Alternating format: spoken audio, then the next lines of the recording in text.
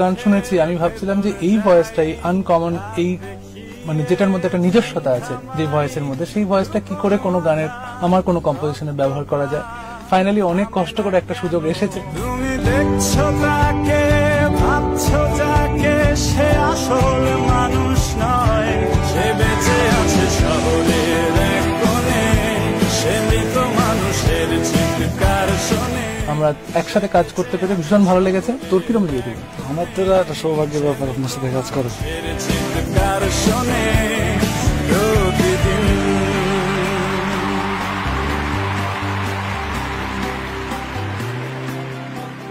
আমাদের সারেগামাপার এটাই স্বপ্ন যে পারফর্মাররা, যে সিঙ্গার এখান থেকে বেরোবে, তারা যেন ডেফিনেটলি কোনোদিন না কোনোদিন প্লে ব্যাক করে এবং তারা নিজেদের সিঙ্গলসও বার করে। তো এনিওয়ে, থ্যাংক ইউ অনুপম নোবেলকে এই অপরচুনিটি দেওয়ার জন্য। অনুপম, এই গানটি যদি এই মঞ্চে একবার হয় তাহলে সত্যি খুব ভালো হবে।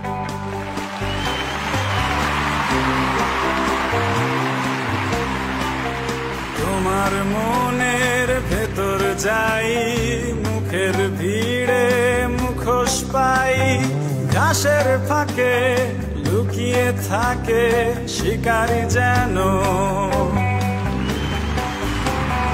তোমার চোখের ভেতর যাই, হাত দেখিয়ে ট্রেন থামাই, লুকোনো আঘাত রক্তপাত থামে না কেন।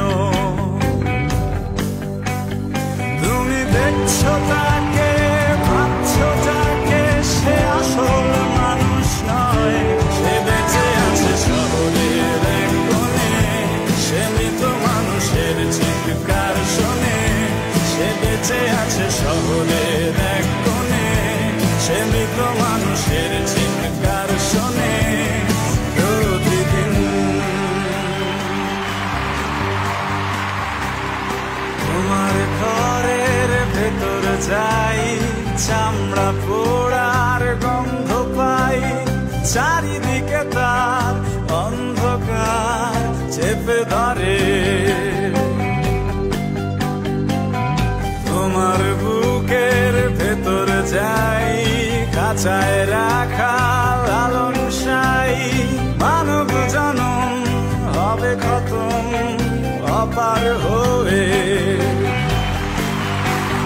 তুমি দেখছো তাকে, ভাবছো যাকে, সে আসল মানুষ নয়, সে বেঁচে আছে শহরের এক কোণে, সে মৃত মানুষের চিৎকার শোনে, সে বেঁচে আছে শহরের এক কোণে, সে মৃত মানুষের চিৎকার শোনে প্রতিদিন।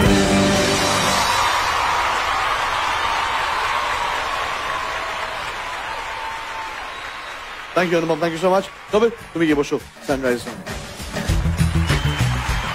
সানরাইজ স্বপ্ন পূরণের অঙ্গীকার।